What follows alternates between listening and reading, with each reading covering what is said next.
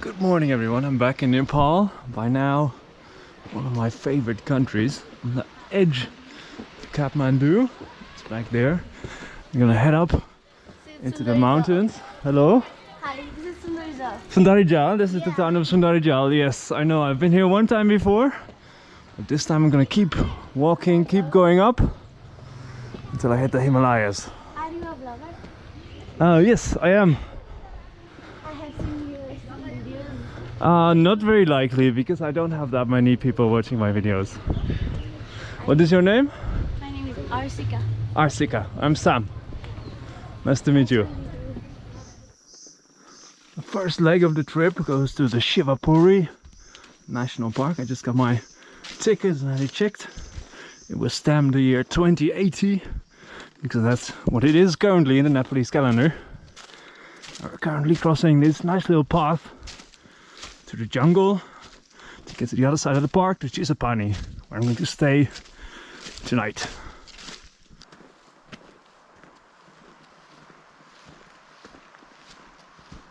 There we go, I've made it to Gosaikunda, and this is a very eerie looking place to me because you can see many of the buildings here were seriously damaged by a major earthquake in 2016 here in Nepal. I've been here once before and I see that I've taken down the buildings a little more. This one in front of here was still fully standing. Now it's just a skeleton, but the one in the back is still sitting at its weird crooked angle. I think it'll be difficult to take it down without dropping debris on some nearby building. But there are plenty of hotels still standing upright over here.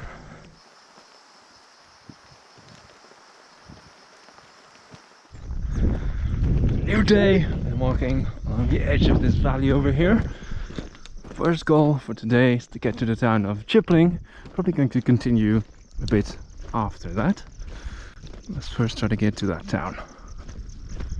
Today's a bit easier, I think. Not a lot of stairs, no jungle. Pretty decent roads to walk on. This right here is the village of Kutumsang, and I did push a bit further than Chipling yesterday. Slept here tonight. We've got a beautiful stupa over there in the distance. What they've also got is an office where I can get the permits to go into the Langtang National Park, which is up there in the clouds in those mountains. That's where I'll be going today.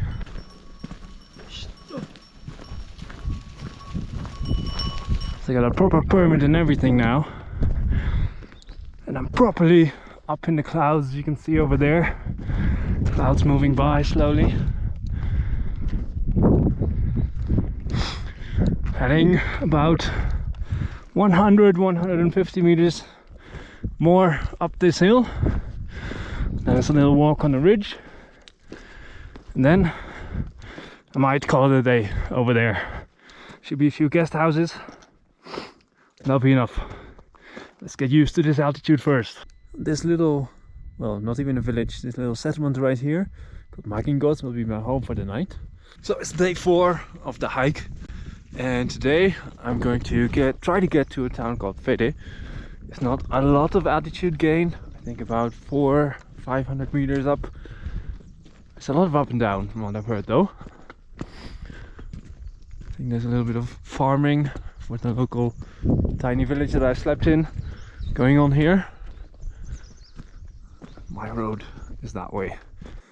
On the way there are many abandoned little buildings. Many are in bad state, like the one you see over there on the right. Some are still standing, and I guess they must have been abandoned because after the earthquake this area became somewhat unviable for trekking purposes. But yeah, this building is still standing upright. It must have been built well to resist the earthquake that hit this area probably the most of all of Nepal. Ooh, there's been some kind of animal in here doing a poo. Alright, let's continue to find one that's not abandoned, because there's still a couple of them left, luckily. I've really come at the perfect time of year for this part of the trek. As you can see, all these trees are blossoming. I think possibly they are rhododendrons, but I'm not sure. I know that's a very common flower. Over here I think it's the national flower of Nepal as well. Looks absolutely beautiful in the mist.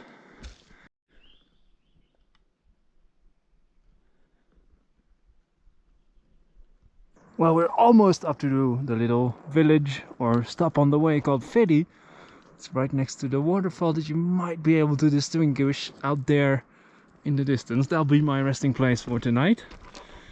Just follow this path for a little bit more, 1.5 to 2 kilometers maybe. And then afterwards, tomorrow, it will be time to cross the pass that you see behind it. That'll be something. Well, the moment of truth, time to leave little Phedi over here behind and go this way, go across the pass. 900 meters up and then a couple hundred down, and that's where the next little encampment will be. Look at the waterfall, wow. Come up a little bit from the resting place again. Another abandoned building on the pass. There's one other guy walking with me. We're sharing some cookies. There we go. I imagine this would be an amazing view. It wasn't as misty, but I love the mist as well, to be honest.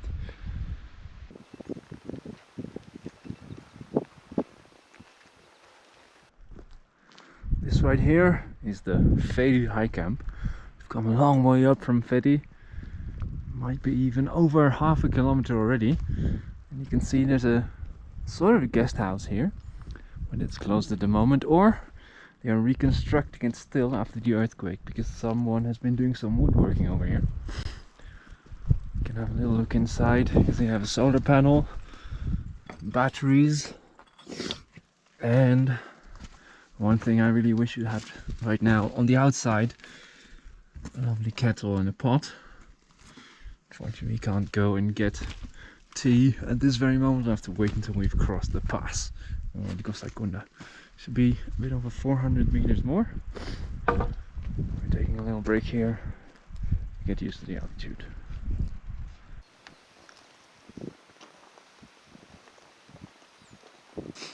Well, by now I've surpassed the highest point that I've ever been on.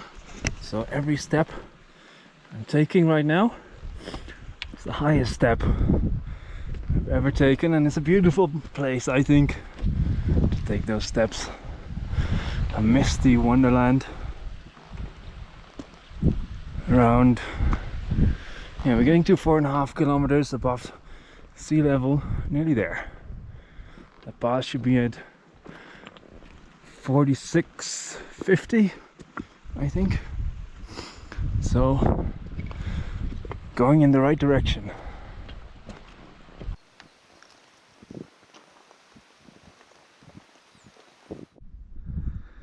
This must really be the most remote place that I've ever been in.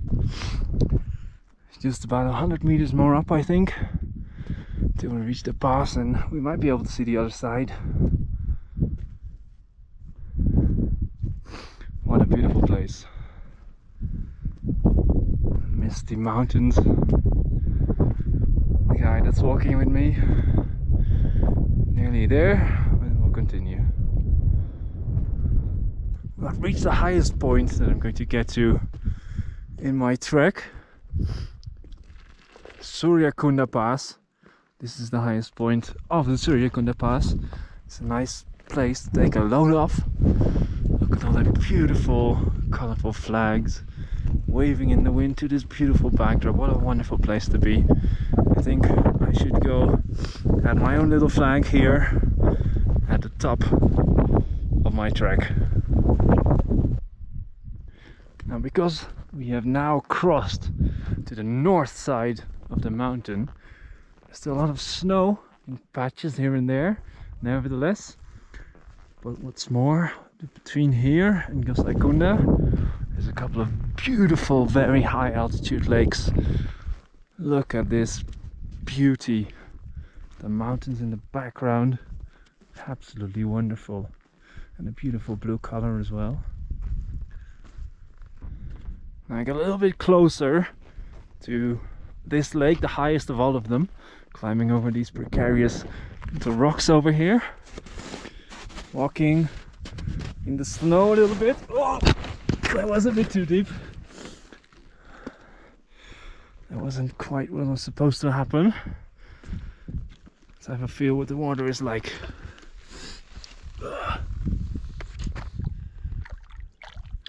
Yep, that is pretty cool. You can see down in there is a little bit of ice. Well, that's it. I've reached the sacred lake of Gosaikunda that you see right here in front of you. You can see a lot of shawls, colorful cloths laying out there. And that is a place where people go for a little bath in this sacred lake. You could say it's a little ghat, maybe, just like in Varanasi. Beautiful. I hope you enjoyed my experience of this beautiful pass, the pass that you can still see right over there. Normally I guess people do it the other way around. It's a little bit easier because you can stay here and you only need to go up 200 meters and then you go down 900. I did the other way, up 900 and then down 200. But yeah, both are possible, both are fine, I guess. I won't bore you with the way down. So yeah, I hope you enjoyed the video and I'll see you for the next one.